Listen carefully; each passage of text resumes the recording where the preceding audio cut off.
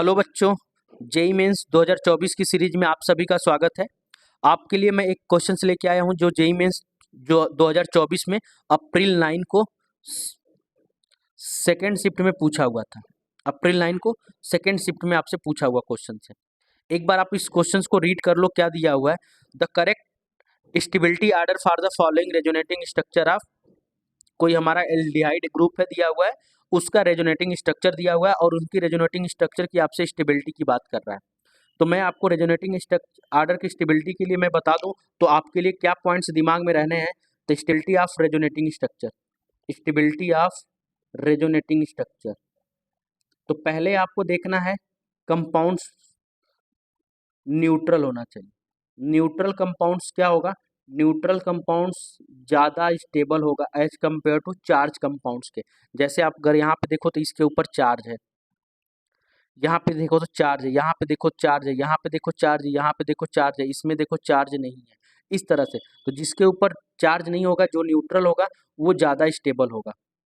ठीक है, neutral atom क्या होगा, ज़्यादा स्टेबल होगा। दूसरा पॉइंट आपको क्या देना है, इलेक्ट्रोनिगेटिव एटम के ऊपर पॉजिटिव चार्ज अनस्टेबल। ठीक है, और अगर इलेक्ट्रोनिगेटिव एलिमेंट है उसके ऊपर निगेटिव चार्ज है तो स्टेबल। यही चीज आप उल्टा भी कर सकते हो, जिसकी इलेक्ट्रोनिगेटिविटी कम होगी उसके ऊपर पॉजिटिव चार्ज ज़्यादा होगा, स्टेबल होगा, और जिसकी इलेक्ट्रोनिगेटिविटी ज़्यादा होगी उसके ऊपर पॉजिटिव चार्ज अनस्टेबल होगा।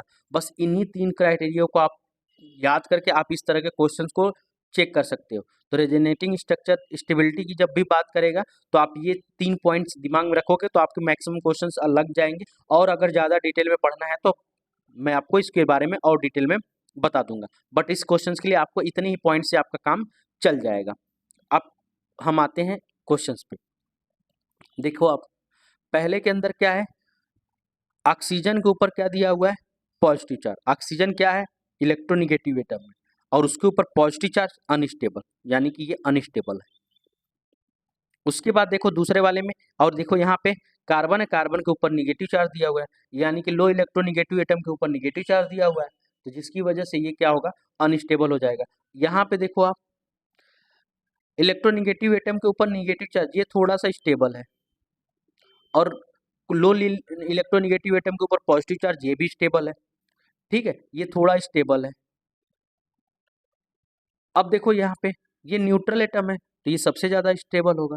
तो अगर न्यूट्रल एटम है तो सबसे ज़्यादा स्टेबल होगा, तो यानी कि स्टेबिलिटी का आर्डर जो होगा थर्ड का सबसे ज़्यादा होगा, फिर किसका होगा, सेकेंड का होगा, फिर किसका होगा, फर्स्ट का होगा। तो जेई मेंस में इस तरह का क्वेश्चन पूछता है, किसी ना किसी एक शिफ्ट में पूछा है। ये 9 अप्रैल वाले में फर्स्ट शिफ्ट में भी इस तरह का एक क्वेश्चन पूछा था, सेकंड शिफ्ट में भी इस तरह का क्वेश्चन पूछा था। तो होप सो आपको ये क्वेश्चन समझ में आया होगा। ऐसे ही और क्वेश्चंस के लिए हमारे चैनल